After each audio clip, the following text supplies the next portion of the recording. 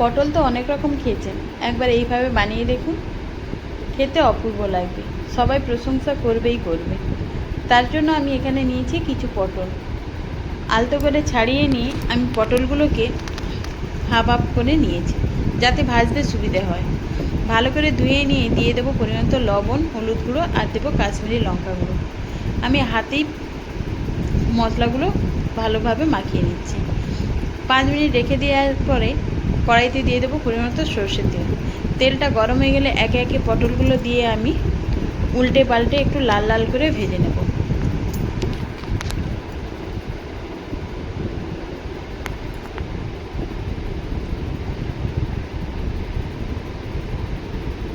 সব পটলগুলোই লাল করে কিন্তু ভাজা হয়ে গেছে, এবার আমি নামিয়ে নেব।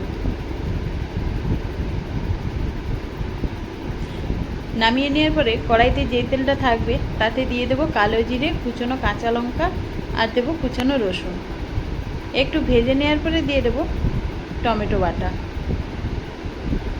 এখানে শুধু টমেটো আছে, তাই জন্য টমেটোর পরিমাণটা আমি একটু বেশি দিয়েছি। মশলাটা একটু ভেজে নেওয়ার পরে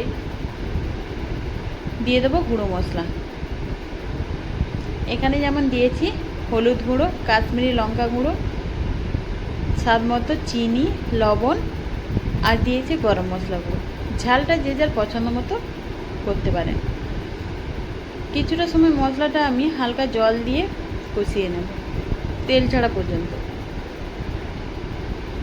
মশলা থেকে তেল ছেড়ে দিয়েছে মানে মশলাটা আমার ভালোভাবেই কষানো হয়ে গেছে। অল্প একটু জল দিয়ে ঝোলটা ফুটতে দেব। ঝোলটা ফুটে উঠলে ভেজে রাখা পটলগুলো দিয়ে আমি ঢাকা দিয়ে 5 মিনিটের জন্য সেদ্ধ হতে দেব।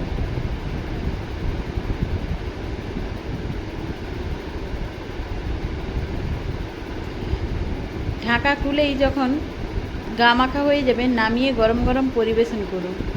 টমেটো গার্লিক পটল একবার বানিয়ে দেখুন, খেতে অপূর্ব লাগবে। ভাত, রুটি কিংবা পরোটার সঙ্গে পরিবেশন করতে পারেন।